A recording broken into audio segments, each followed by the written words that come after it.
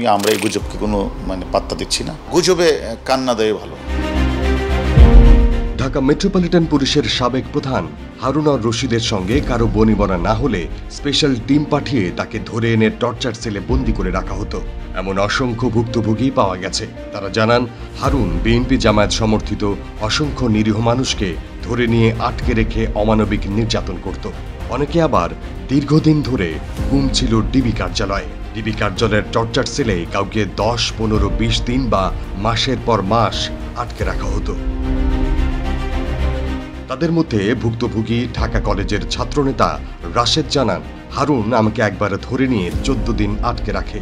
ওই সময় আমার পরিবার আমাকে খুঁজে না পেয়ে দিশেহারা হয়ে পড়ে। রাজধানীর সবুজবাগ থেকে পুলিশের গাড়ি পোড়ানো মামলায় গ্রেফতার হওয়া বিএনপি নেতা আব্বাস বলেন, আমার গ্রামের বাড়ি কিশোরগঞ্জ জেলায়। শত্রুতার জেরে হারুন আমাকে জেলা থেকে ধরে নিয়ে এসে গাড়ি পোড়ানো মামলা দেয়। শুধু মামলা নয়, আমাকে 15 দিন ধরে রাজধানীর বিভিন্ন জায়গায় আটকে রেখে অমানবিক নির্যাতন করে। তিনি বলেন, সরকার পদত্যাগের পর ডিবি অফিসে কয়েকবার গিয়েছে। সেখানে গিয়ে দেখি ভুক্তভোগী অনেকেই হারুনকে খুঁজছে। তাদের সঙ্গে আমিও তাকে খুঁজছি। তাকে পেলে জানতে চাই কি অপরাধ ছিল আমার। ডিবি পুলিশের একটি সূত্র জানায়, মূলত হারুন আওয়ামী লীগের কিছু এমপি মন্ত্রীর এজেন্ডা বাস্তবায়নে কাজ করত। এসব এমপি মন্ত্রীর কাছ থেকে প্রতি মাসে মোটা অঙ্কের টাকা ও বিভিন্ন ধরনের সুযোগ সুবিধা নিত। তবে গত 5 আগস্ট তীব্র আন্দোলনের মুখে শেখ হাসিনার পদত্যাগের পর হারুনের বিরুদ্ধে নানা ধরনের অভিযোগ আসতে থাকে। জানা যায়, বিভিন্ন মানুষকে ক্রসফায়ারের ভয় দেখিয়ে অর্থ আত্মসাৎ, জিম্মি, গুম ও খুনের সঙ্গে সরাসরি জড়িত ছিল পুলিশ কর্মকর্তা হারুন। হারুন পুলিশের পোশাকের আড়ালে সন্ত্রাসী কর্মকাণ্ডে লিপ্ত ছিল। হারুনের এসব অপকর্মের বিষয়ে পুলিশের সাবেক আইজিপি বেনজির আহমেদ, চৌধুরী আবদুল্লাহ আল মামুন, সাবেক ডিএমপি কমিশনার আসাদুজ্জামান মিয়া ও সাবেক স্বরাষ্ট্রমন্ত্রী আসাদুজ্জামান খান কামাল সবই জানতেন। হারুনের সঙ্গে সরাসরি শেখ হাসিনার যোগাযোগ থাকায় অনেক পুলিশ কর্মকর্তা ও এমপি মন্ত্রীরা তাকে ভয় পেত। সেই সুযোগটাই কাজে লাগিয়ে বেপরোয়া হয়ে ওঠে হারুন। সূত্র জানায়, মিন্টো রোডের ডিবি কার্যালয়ে হারুনের নিজস্ব একটা টর্চার সেল রয়েছে। এছাড়া ধানমন্ডি, উত্তরা ও মিরপুরে রয়েছে 3টি টর্চার সেল। হারুনের এসব অপকর্মের সহযোগী লালবাগ জোনের ডিসি মশিউর রহমান সহ বেশ কয়েকজন পুলিশ কর্মকর্তা। হারুনের কাছে কারোর ক্ষমা নেই। হারুন ডিবিতে দায়িত্বে থাকা অবস্থায় ঢাকা আইনজীবী সমিতির আজীবন সদস্য সৈয়দ আজাহারুল কবির ও স্ত্রী মেহেরুন্নেসার 300 কোটি টাকার জমি দখল করে নিতে চেয়েছিল।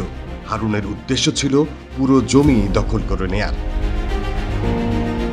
ক্ষমতার অপব্যবহার করে বৈধ জমি অবৈধ করার চেষ্টাও করেন হারুনের ডিবি চক্র। এ বিষয়ে আইনজীবী সৈয়দ আজাহারুল কবির ও স্ত্রী মেহেরুন্নেসা জানান, হারুন নিজেই আমাদের ধরে নিয়ে ডিবি অফিসে কথা বলেছেন। সে আমাদের প্রাণে মেরে ফেলার হুমকি দেয়। আমাদের বলে, আপনি জমি চান না সুন্দর ভবিষ্যৎ। এরপর আমরা খুব ভয় পেয়েছিলাম।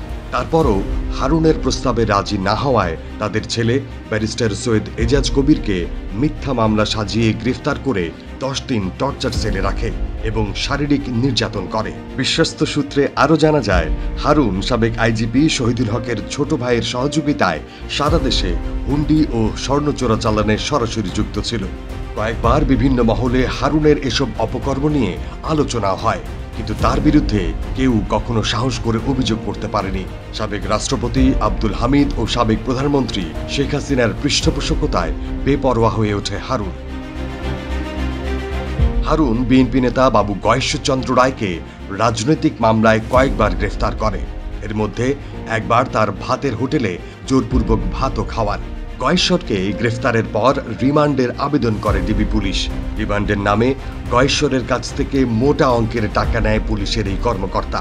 এছাড়া বিএনপি জামায়াতের শীর্ষ নেতাদের উদ্দেশ্য প্রণোদিতভাবে গ্রেফতার করে মাসের পর মাস, বছরের পর বছর মাসোহারা নিয়েছে পুলিশের এই অসৎ কর্মকর্তা।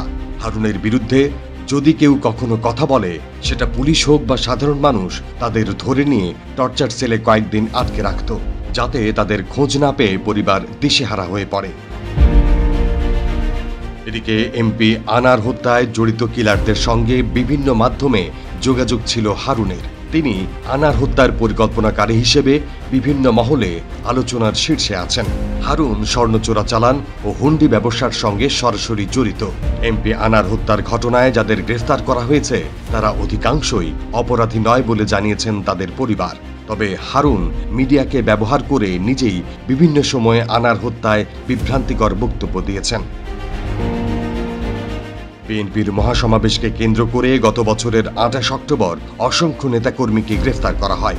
এর মধ্যে বিএনপির শীর্ষ নেতাদের গ্রেফতার করে ডিবি পুলিশ। ১০ থেকে ১৫ দিন বেশ কিছু নেতাকর্মী নিখোঁজ ছিল। পরে খোঁজ নিয়ে জানা গেছে বিএনপির অসংখ্য নেতাকর্মী হারুনের টর্চার সেলে বন্দী ছিলেন। ভুক্তভোগীদের মধ্যে ২৮ অক্টোবর গ্রেফতার হয় তিতুমির কলেজের ছাত্র দলের নেতা বায়েজিদ, আবু বক্কর সিদ্দিকী ও সেলিম রেজা। তাদের ১৫ দিন উত্তরার টর্চার সেলে রেখে নির্যাতন করে ডিবি পুলিশ। মাঝে মাঝে সেখানে গিয়ে হারুন ক্রসফায়ারের হুমকি ধামকি দিতেন। এরপর মোটা টাকা ও মিথ্যা জবানবন্দি দিয়ে আদালতে প্রেরণ করেন। অভিযুক্ত ছাত্র নেতারা জানান, হারুন ও ডিবি পুলিশের মশিউর রহমান তাদের বিভিন্নভাবে নির্যাতন করছে। প্রাণে মেরে ফেলার ভয় দেখিয়ে পরিবারের কাছ থেকে মোটা অঙ্কের টাকা হাতিয়ে নিয়েছে হারুন চক্র। ডিবি পুলিশের হারুন এভাবেই বেপরোয়া হয়ে ওঠে। হারুনের কৃতকর্মের সঙ্গে যুক্ত হয়েছে পুলিশের বেশ কিছু কর্মকর্তা। ইতিমধ্যে তাদের বিরুদ্ধে আইনগত ব্যবস্থা গ্রহণ করা হয়েছে। এদিকে স্বরাষ্ট্র উপদেষ্টা লেফটেন্যান্ট জেনারেল অবসরপ্রাপ্ত মোহাম্মদ জাহাঙ্গীর আলম চৌধুরী বলেছেন, আমরা একটি দক্ষ, নিরপেক্ষ ও জনবান্ধব পুলিশ বাহিনী গড়ে তোলার লক্ষ্যে পুলিশ সংস্কারে উদ্যোগ নিয়ে কাজ করছি। আর পুলিশের দায়িত্ব পালনের সময় যারা অপরাধ করেছে তাদের বিরুদ্ধে আইনগত পদক্ষেপ গ্রহণ করছে অন্তর্বর্তীকালীন সরকার।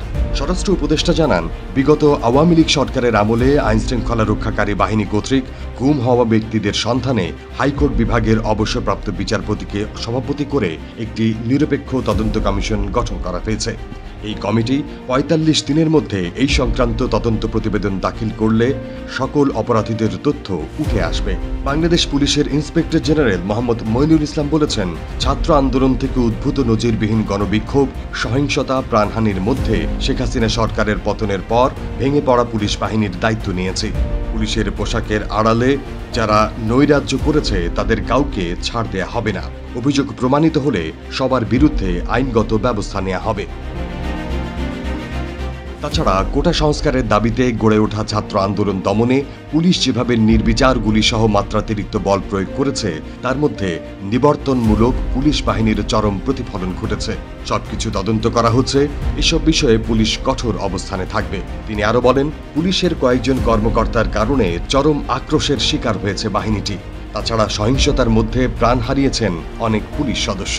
কয়েকশো থানাসহ পুলিশের বহু স্থাপনা ধ্বংসস্তূপে পরিণত হয়েছে। সবকিছু নতুন করে সাজানো হচ্ছে এবং পুলিশ সংস্কারের কাজ চলছে।